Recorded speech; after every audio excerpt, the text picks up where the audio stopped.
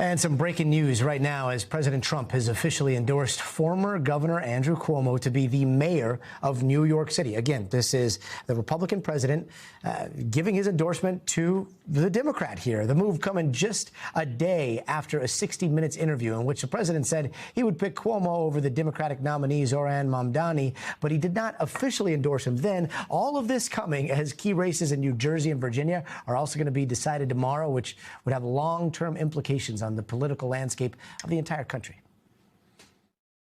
All right, let's bring in NBC Sam Brock to talk a little bit more about tomorrow's election. So, Sam, Trump endorsing Cuomo.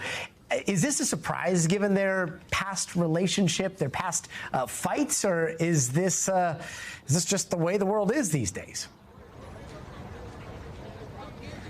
It may not be a surprise, Gotti, sort of reading between the tea leaves in the last couple of days and certainly weeks. It is remarkable, though, in what it represents. You have President Trump weighing in from the Oval Office, endorsing a lifelong Democrat, right? Andrew Cuomo, for 3 terms as governor of New York, represented the Democratic Party. He served in the federal government as the housing secretary under President Clinton. This guy is a Democrat. Trump, you probably have a hard time finding a track record of him endorsing other Democrats. That said, in Trump's own words, he believes that this is necessary for New York City, that it's going to end up materializing into some sort of dystopic vision if Zohran Mamdani is its next mayor. On the other side of the equation, Mamdani has been talking about this his entire campaign, that Trump has been trying to coordinate with Cuomo, something that Cuomo has denied, in putting his finger on the scale, and that Cuomo effectively is, in Mamdani's words, a puppet for Trump. You know, he's received millions and millions of dollars from billionaire donors, MAGA-aligned, Trump-aligned donors, and has said from the beginning, you're the people, speaking to, many working-class families and diverse communities all over New York City. You want to vote for one representative, and then you're seeing intervention in what should be, a fair and free system, and that's just not fair. It's why people are so jaded and skeptical of the system to begin with. So that language isn't new for Mamdani. Trump having a problem with Mamdani as a potential New York mayor, not new as well, but sort of to do it in the stark terms that the president did tonight is a bit remarkable, if not surprising. And Sam, you've been talking so much about this evolving definition or evolving enthusiasm, at least, when it comes to the term democratic socialism in New York. Is that just in New York, or could we see the rest of the country jump on the bandwagon depending on how things go tomorrow? Yeah.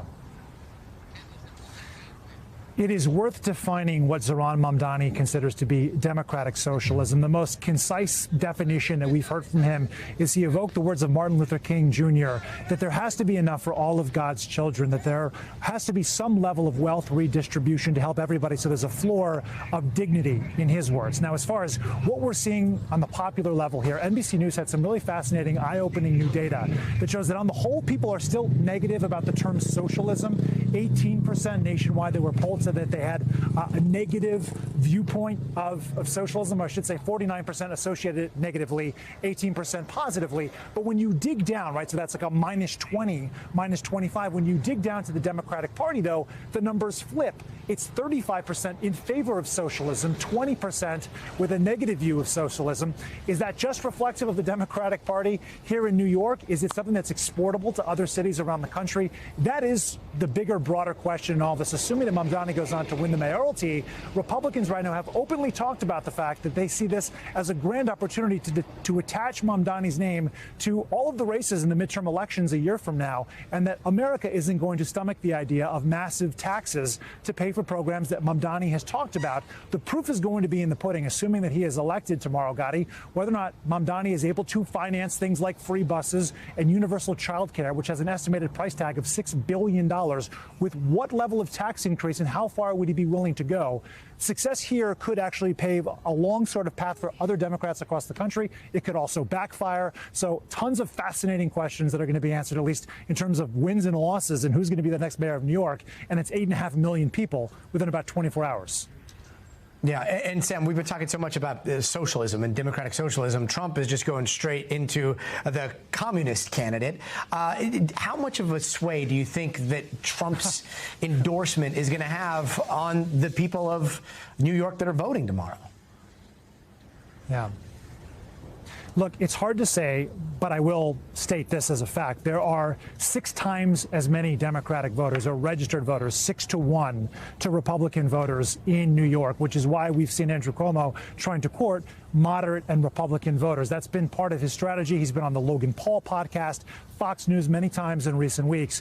Will it work, though? I mean, it's going to come down to a question of how many Republican voters opt not to vote for the Republican candidate, Curtis Sliwa, and instead decide to vote for Andrew Cuomo. That's what Trump wants. Will it happen is the open question.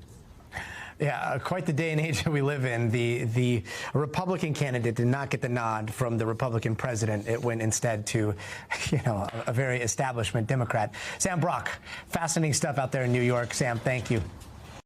We thank you for watching, and remember, stay updated on breaking news and top stories on the NBC News app or watch live on our YouTube channel.